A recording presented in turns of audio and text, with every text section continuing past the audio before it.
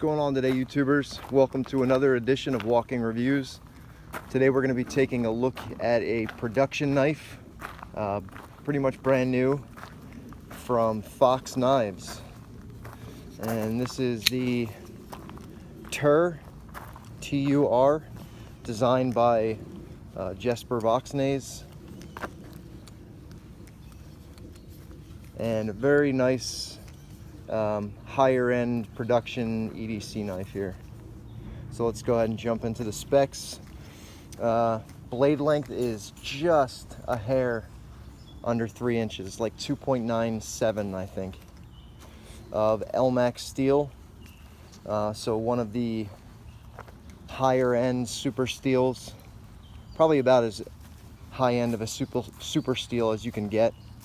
There's two versions of this knife. This one has the PVD coating, and there's also a satin finish. There is Jesper's maker's mark, or I'm sorry, that's the Fox Knives, not just the Fox Knives logo. And there's Mr. Voxnaes' maker's mark. Fox Knives, Maniago, Italy, Elmax, and then there's the model number of the knife. Classic drop point blade shape, pretty much a full flat grind. It's just this little area right here that prevents it from being full flat. It's that tiny little swedge there, but a very nice edge, fairly thin behind the edge for a decently thick blade stock.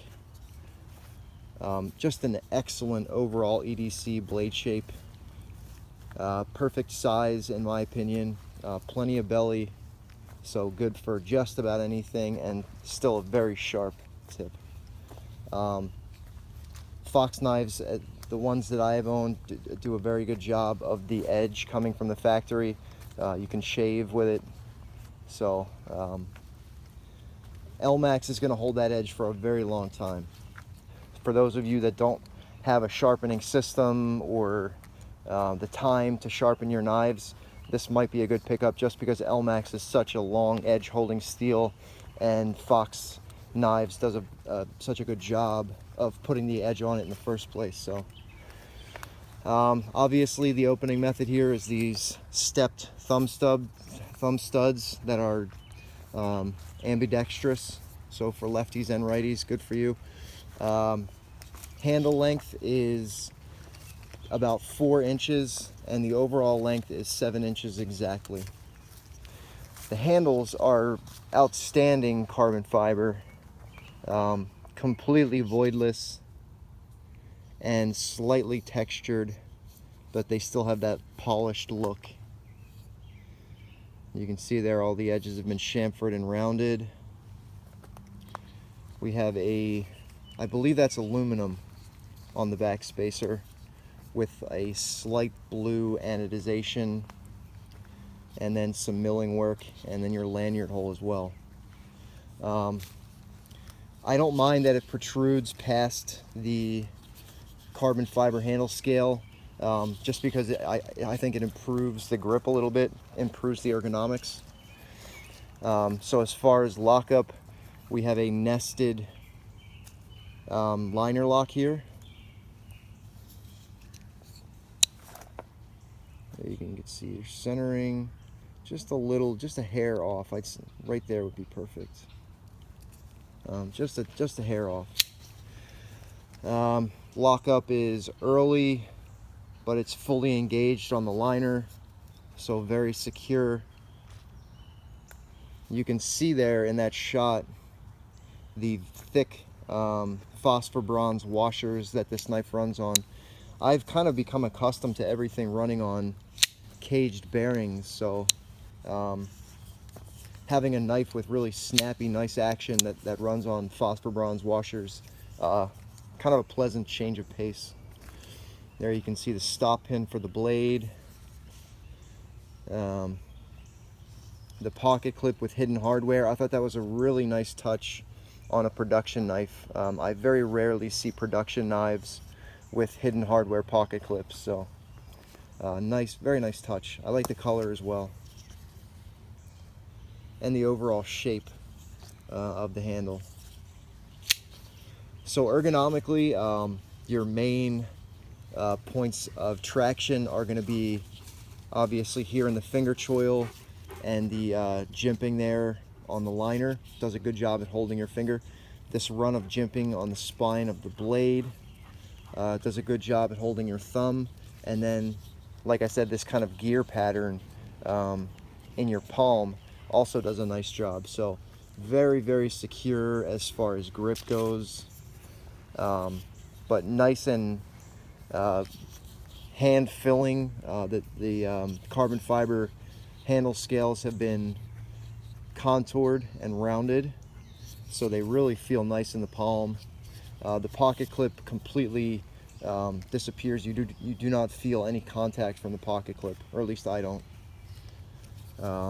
So really good job on that. Weight wise, we are at just over 3 ounces, 3.3 ounces. For a 7-inch knife, that's pretty good. I don't know why I expected a little bit lower, considering that it is nested liner. This side is just carbon. There is no liner on this side. So, I mean, obviously, anything under, 3.5 ounces, you're getting kind of greedy if you want it even lighter than that. But I just, for some reason, I thought it would be a little bit lighter. From handling it, it just feels lighter than that. So your balance point is right there in the finger choil. Just a very nicely designed knife. I really like the overall aesthetic of it. It's kind of like a no-nonsense type knife, made with pretty much the top-of-the-line materials as far as the blade steel goes, and this gorgeous carbon fiber. The hardware, you can see, has been kind of blacked out as well in this edition. I forget if it's like that in the satin finished edition. So as far as value goes, this is a relatively pricey production knife, $200, brand new from most knife retailers, or like $205. So it's a pricey production knife, but it's being made in Italy. It's designed by one of the most popular custom knife designers in the world, so you have to take that into account. And then obviously they didn't skimp when it comes to materials. Elmax, this carbon fiber, I don't know where they got it, but it's just perfect. There's not a single void anywhere. Just an amazing job on that carbon fiber. The pocket clip, obviously, being hidden hardware, that probably adds an extra step for them. So yeah, I understand the need for that price. I almost want to compare this to a small Sebenza. It's got that same kind of workhorse feeling to it.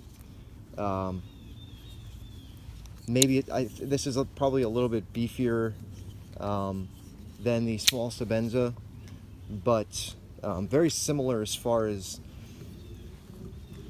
kind of no nonsense, just useful, and yet it still does have that the pleasure of flicking it out, because it snaps out hard.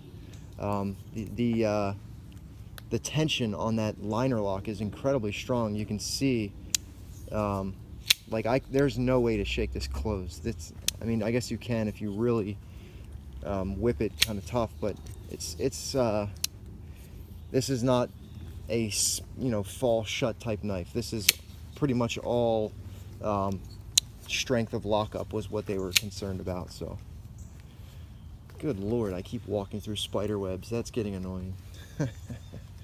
As far as construction goes, 1, 2, 3, kind of the simple 2 body screws. Oh, Jesus Christ, another one. Let's see if I can get this on camera so you can see how thick it is. No, I guess it's not showing up. Anyways, gigantic spider web that I almost just walked through. What the hell was I talking about? Oh yeah, simple construction, 1, 2, 3, blah blah blah. I didn't know that the satin version existed before I ordered this. This was the first one released, the PVD coating version. I probably would have gone satin. I'm not a huge fan of PVD coatings. This one's nice. I've been using this pretty heavily, as you can see from the staining on top of it, but the PVD coating has not scratched at all.